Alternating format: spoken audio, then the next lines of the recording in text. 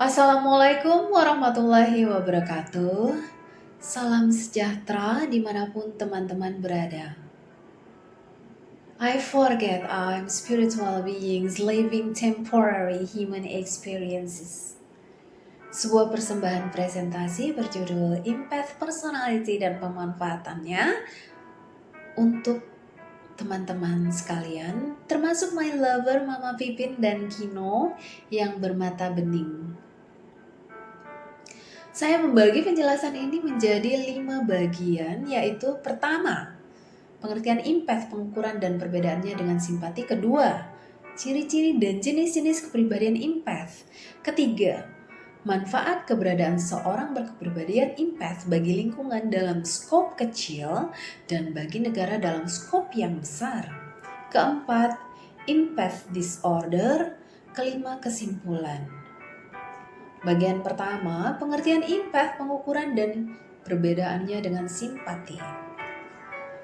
Empath menurut para ahli seperti Sandra Guasi, Judith Orloff, Simon Baron Cohen, Daniel Goleman, dan Brené Brown adalah kemampuan untuk merasakan, memahami, dan terhubung dengan perasaan orang lain secara mendalam.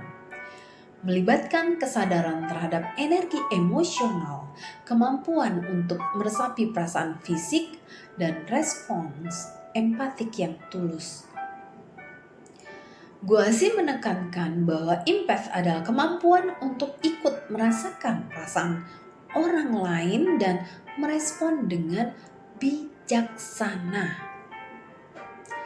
Orloff, seorang psikiater, menambahkan dimensi spiritual dalam empath.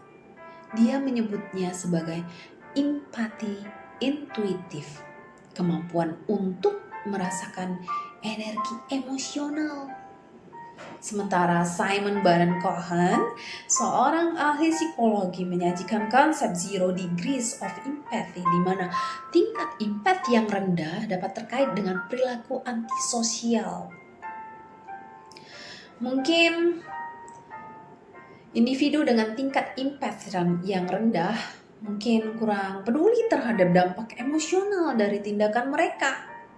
Daniel Goleman, seorang penulis terkenal, menyoroti empath sebagai unsur kunci dalam kecerdasan emosional, memahami dan mengelola emosi, baik milik diri sendiri maupun orang lain. Empath dapat diukur. Simon Baron Cohen dalam pengukuran empath question memberikan 3 faktor utama sebagai indikator pengukuran empath question. Pertama, cognitive empath merujuk pada kemampuan seseorang untuk memahami dan mengenali perasaan orang lain secara kognitif, melibatkan kemampuan memahami dari berbagai sudut pandang dan pikiran orang lain. Kedua, emotional reactivity menyiratkan tingkat respons emosional seseorang terhadap perasaan orang lain, mencakup sejauh mana seseorang merespon secara emosional terhadap situasi atau pengalaman emosional orang lain. Social skills berkaitan dengan kemampuan seseorang dalam berinteraksi dan berkomunikasi secara efektif dengan orang lain dalam konteks sosial. Pengukuran EQ dilakukan menggunakan questionnaire self-report yang mengevaluasi aspek-aspeknya. Baron Cohen memberikan 3 faktor tadi sebagai faktor utama dalam pengukuran EQ yang telah disebutkan. Kalau diibaratkan, terdapat 3 buah lingkaran, maka lingkaran tersebut saling beririsan antara satu dengan yang lainnya. Cognitive empath. Think, I put myself in your shoes. Bukan sekadar aksi fisik, tapi sebuah perjalanan batin untuk menyelami dan memahami dunia orang lain. Dengan membayangkan diri dalam posisi serupa, seseorang merenungi makna di balik situasi, perasaan, pandangan yang mungkin bertentangan. Ini bukan hanya simpati, melainkan bentuk empati yang muncul dari keinginan tulus untuk merasakan pengalaman orang lain. Bukan hanya menciptakan ikatan emosional, melainkan untuk mengekspresikan hasrat mendalam untuk bersatu secara emosional dengan orang lain. Ungkapan ini adalah jendela menuju dunia perasaan dan perspektif orang lain, membuka pintu koneksi yang lebih mendalam. Digunakan dengan niatan memberi dukungan, pengertian, atau simpati, ungkapan ini mengajak melihat kehidupan dari sudut pandang yang berbeda dengan harapan pemahaman yang lebih baik dapat tumbuh melalui upaya tersebut. Lingkaran kedua, emotional reactivity. Feel, I feel you.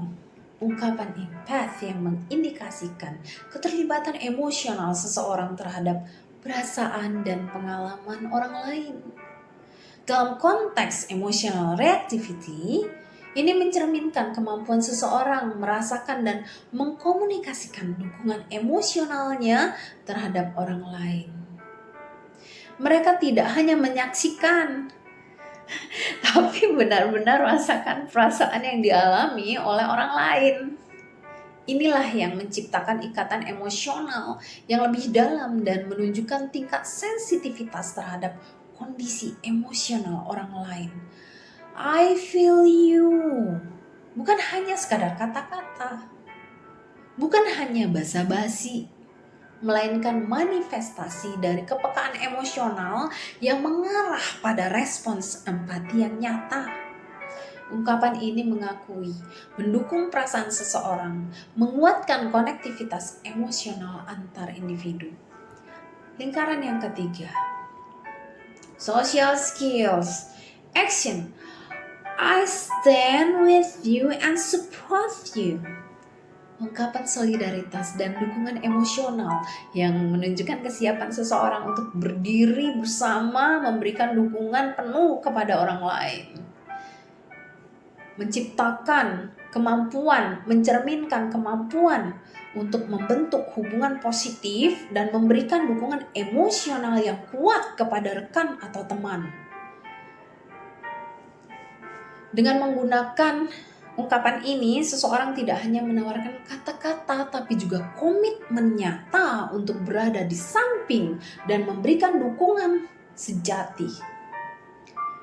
Ini menciptakan lingkungan sosial yang inklusif dan memperkuat keterampilan interpersonal seseorang dalam membangun hubungan yang saling menguntungkan. I stand with you and support you.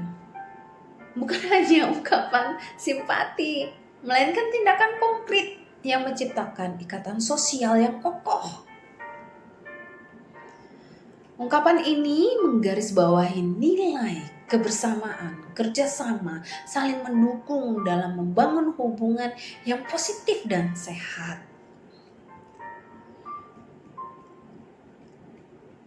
Sering sekali dalam keseharian kita mendengar ungkapan empati dan simpati sampai dengan kita kurang jelas membedakan di antara keduanya.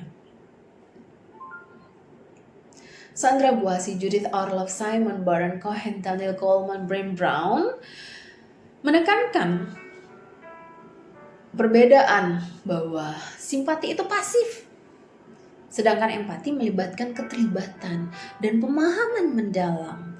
Simpati lebih pada merasa, sementara empati melibatkan pemahaman emosional dan kognitif yang lebih mendalam. Keduanya memiliki peran penting dalam interaksi sosial, tapi empati cenderung menciptakan ikatan emosional yang lebih kuat dan mendalam.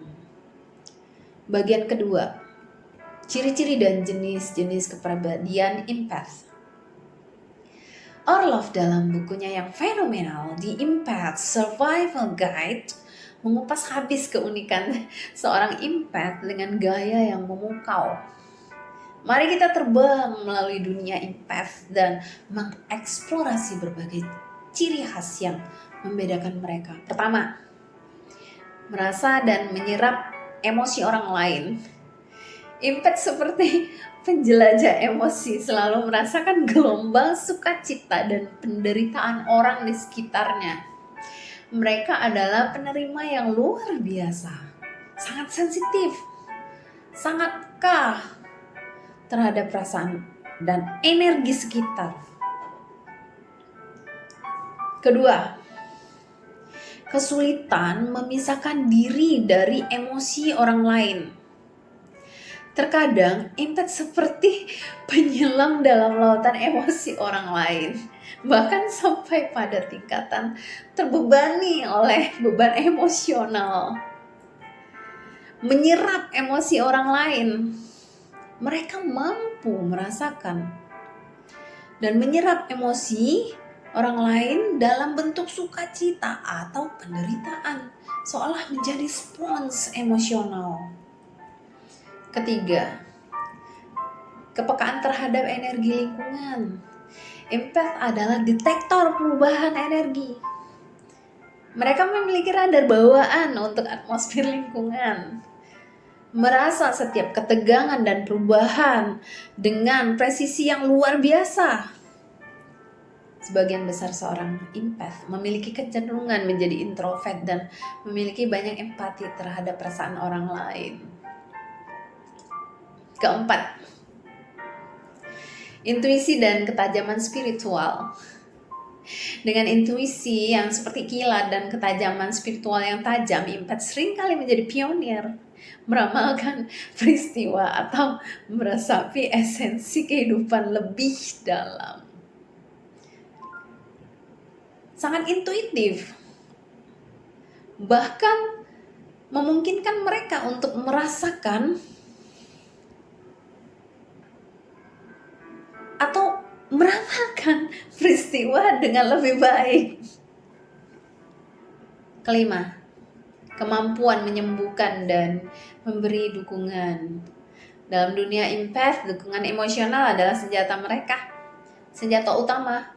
Mereka memiliki kemampuan alami untuk menyembuhkan dan memberikan dukungan yang begitu kuat sehingga mampu mengubah keadaan. Keenam, pengaruh lingkungan pada kesejahteraan. Lingkungan bukan hanya tempat, tapi pemandangan emosional bagi empath. Baik atau buruknya lingkungan dapat mempengaruhi kesejahteraan mereka secara mendalam. Paul Ekman dan Daniel Goleman membagi kepribadian empath menjadi 3 jenis yang mencerminkan kompleksitas dan variasi pengalaman empati. Pertama, empati kognitif, kemampuan untuk memahami dan merasakan perspektif mental orang lain. Contoh, jika ada rekan kehilangan pekerjaan, Anda mungkin mengenali emosi apa yang mungkin dirasakannya. Anda juga bisa memahami bagaimana emosinya mungkin mempengaruhi perilakunya. Kedua, empati emosional melibatkan kemampuan untuk merasakan dan berbagi perasaan orang lain secara langsung. Contoh, jika Anda melihat seseorang sedang bersedih setelah kehilangan orang yang sangat dicintai, Anda merasa sedih sendiri dan mungkin mengalami nyeri dada atau perut saat merasakan emosi seseorang tersebut. In contrary adalah ketika Anda mengirimi video mengenai kematian di pemakaman, di perkuburan kepada seseorang yang sedang bersedih tersebut, sehingga mengakibatkan mereka bertambah sedih, alih-alih melakukan penghiburan. Ketiga, belas kasih. Melampaui empati emosional dengan menunjukkan kepedulian dan keinginan untuk membantu orang lain. Contoh konkret, lean on me, menangis di bahuku, memberikan dukungan moral, atau bahkan membantu dengan tugas-tugas keseharian yang dapat fokus pada penyembuhan mereka. Dengan kata lain, compassionate empath tidak hanya membuat individu merasakan dan memahami emosi orang lain, tapi juga mendorong tindakan konkret untuk mengurangi penderitaan dan memberikan dukungan yang dibutuhkan. Ekman dan Goleman menggarisbawahi pentingnya memiliki ketiga jenis empath tersebut.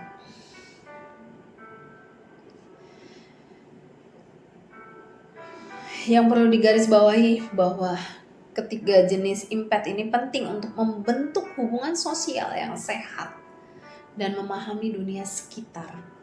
Ajakan untuk melatih dan mengembangkan setiap jenis empath mencerminkan untuk mencapai keseimbangan yang memperkaya interaksi manusiawi. Penting untuk diingat bahwa kepribadian empath tidak terbatas pada satu jenis empath saja, melainkan merupakan perpaduan unik dari ketiganya. Dengan memahami dan menghargai keberagaman ini, seseorang dapat memperkaya hubungan interpersonal dan menciptakan lingkungan yang dipenuhi dengan pemahaman dan kepedulian. Bagian ketiga, manfaat keberadaan seorang empath bagi lingkungan dalam skop kecil bagi negara dan dalam skop yang besar. Empath melibatkan usaha memahami berbagai sudut pandang dan emosi orang lain dalam bentuk perhatian dan kepedulian di tempat kerja. Kepemimpinan empatik tercermin dalam tindakan seperti opsi kerja yang fleksibel dan upaya menciptakan lingkungan yang inklusif. Kamus English Cambridge menerangkan lingkungan inklusif merujuk pada tempat atau suasana di mana setiap individu dari berbagai latar belakang dapat merasa diterima dan dihargai. Aspek kunci dari lingkungan inklusif meliputi: pertama, freely express who they are, their own opinions and points of view. Kemampuan individu untuk secara bebas mengekspresikan identitas dan pendapat pribadi tanpa rasa takut atau diskriminasi. Kedua, fully participate in teaching, learning, work, and social activities. Kesempatan bagi setiap individu untuk terlihat sepenuhnya dalam kegiatan pembelajaran, pekerjaan, dan kegiatan sosial tanpa hambatan. Selanjutnya, feel safe from abuse, harassment, or unfair criticism. Memberikan rasa aman kepada semua individu dari segala bentuk penyalahgunaan, pelecehan, atau kritik yang tidak adil. Dengan demikian, lingkungan inklusif menciptakan ruang di mana keberagaman dihargai dan setiap individu memiliki kesempatan yang sama untuk berkembang dan berpartisipasi. Studi dari Catalyst, konsultan yang berfokus pada peningkatan peluang bagi perempuan di tempat kerja, menyajikan bukti empiris tentang manfaat empath dari para pemimpin senior dan manajer bagi karyawan dan perusahaan. Studi ini dilakukan melalui survei terhadap 889 karyawan, manajer, dan pemimpin senior di Amerika Serikat. Hasilnya, 1. Yang pertama, meningkatkan inovasi dan keterlibatan.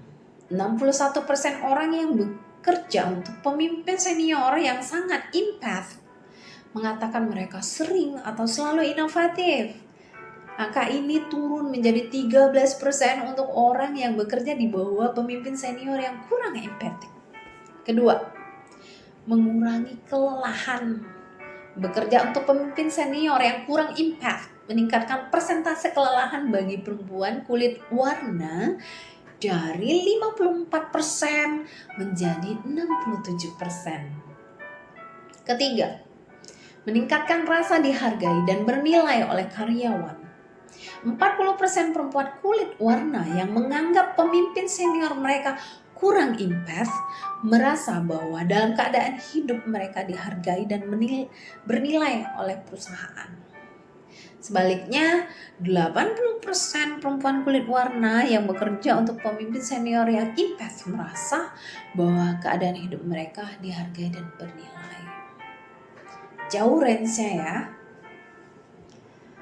Keempat, membantu karyawan mengelola keseimbangan kehidupan dan kerja.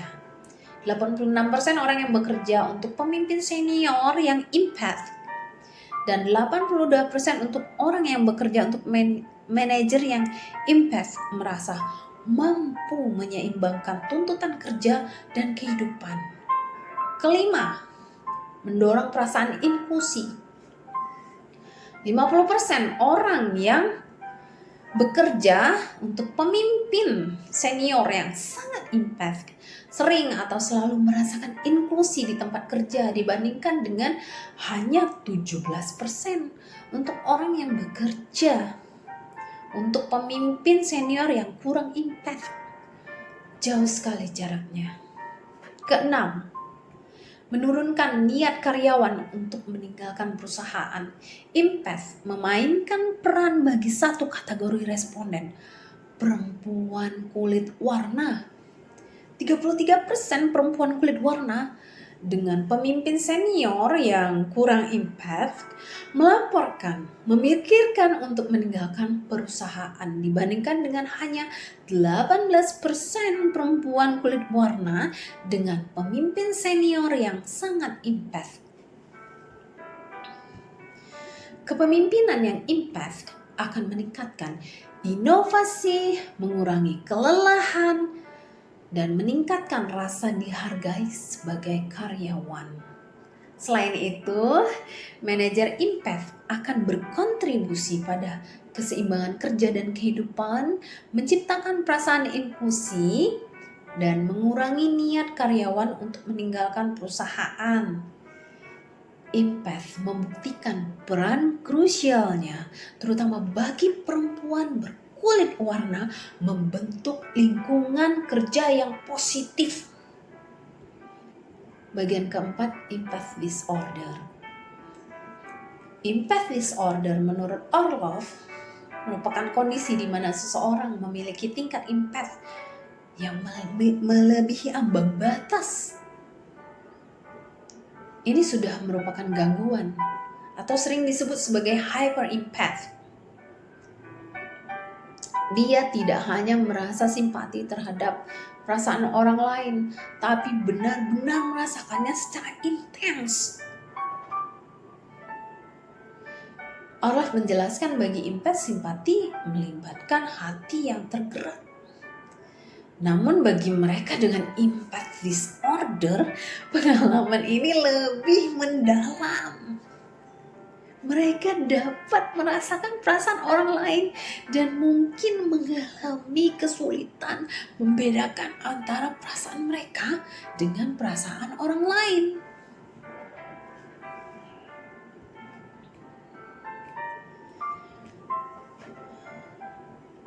Orloff menyebutkan empath disorder merupakan seseorang yang mengalami kesulitan mengelola dan membatasi rasa empatinya, menyebabkan merasakan kelelahan emosional dan fisik karena cenderung menyerap emosi orang lain secara berlebihan, seringkali tanpa pemahaman yang seimbang. Bagian terakhir, kesimpulan. Empath dengan peran krusialnya membawa dampak positif dalam konteks bernegara, mulai dari tingkat individu hingga masyarakat secara luas. Peningkatan toleransi dan harmoni sosial menjadi mungkin karena empath membantu membangun kesadaran terhadap perbedaan pendapat, keyakinan, dan latar belakang budaya, memungkinkan individu dan masyarakat hidup berdampingan secara damai. Lebih jauh, sikap empath juga memicu pemberdayaan masyarakat, menginspirasi kerjasama, dan saling bantu dalam upaya kebaikan, menciptakan lingkungan yang inklusif dan berdaya. Kesejahteraan psikologis individu dan masyarakat keseluruhan ditingkatkan oleh empath yang menyediakan dukungan emosional dan sosial yang berharga. Dalam penyelesaian konflik yang berkelanjutan, empath berperan penting dalam memahami perasaan dan perspektif berbagai pihak, memberikan landasan untuk mencari solusi dan meresapi dampak jangka panjang dari keputusan bernegara. Bahkan di masa kritis, empath menjadi pendorong kesadaran diri dan gotong royong, memperkuat ketahanan dan solidaritas masyarakat. Dengan membangun budaya empath, masyarakat tidak hanya merasakan manfaat positif dalam hubungan sosial dan kesejahteraan psikologis, tapi juga mengembangkan kemampuan bersama-sama mengatasi tantangan yang dihadapi. Berdasarkan uraian, apakah dapat dibayangkan apabila dalam dunia pendidikan kita meniadakan satu kata, empath? Bahkan di universitas dengan skala global, world class university di mana dosennya sebagian besar merupakan jebolan luar negeri, bukan tidak mungkin adanya peniadaan empath dari para pendidiknya. Walaupun pendidiknya merupakan jebolan dari universitas number 1+ sekalipun. Sebagai contoh, misalnya ada beberapa dosen yang menahan, mempersulit, atau tidak memberikan bahan mata kuliah kepada mahasiswanya dengan alasan tertentu yang tidak diungkapkan tanpa pembicaraan yang jelas. Mungkin adanya ketersinggungan dari dosen yang bersangkutan dan lainnya kepada mahasiswa tersebut. Ini merupakan perilaku antara senior dan junior. Berkebalikan contoh antara senior kepada junior. Kebalikannya di lingkungan kerja yang di jabatan atasannya diduduki oleh orang yang lebih muda usianya 2 hingga 5 tahun, yaitu perlakuan orang yang lebih muda kepada yang lebih tua. Misalnya pekerja yang lebih tua minta izin pulang duluan kepada yang muda yang sedang bekerja. Kemudian, saya duluan ya pulang, mohon izin. Lalu pejabat yang muda menjawab, oh ya, silakan berbalik badannya biar ditendang, disepakkan agar lekas sampai ke rumah. Mungkin ini maksudnya adalah bahan bercandaan.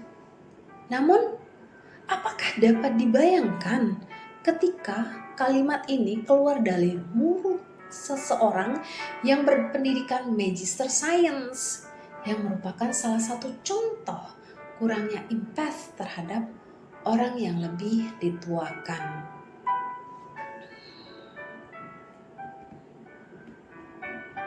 Apakah dapat dibayangkan kalau negara ini dipimpin oleh orang yang lebih muda atau pemimpin yang lebih muda, namun empath ditiadakan? Selanjutnya, beberapa penelitian menunjukkan kelompok sel otak khusus yang disebut neuron cermin dapat mempengaruhi cara seseorang merasa dan merespons emosi orang-orang di sekitarnya. Namun masih diperlukan studi lebih lanjut untuk mengeksplorasi teori bahwa orang yang menunjukkan perilaku yang berhubungan dengan empath memiliki lebih banyak neuron cermin aktif dibandingkan yang lain.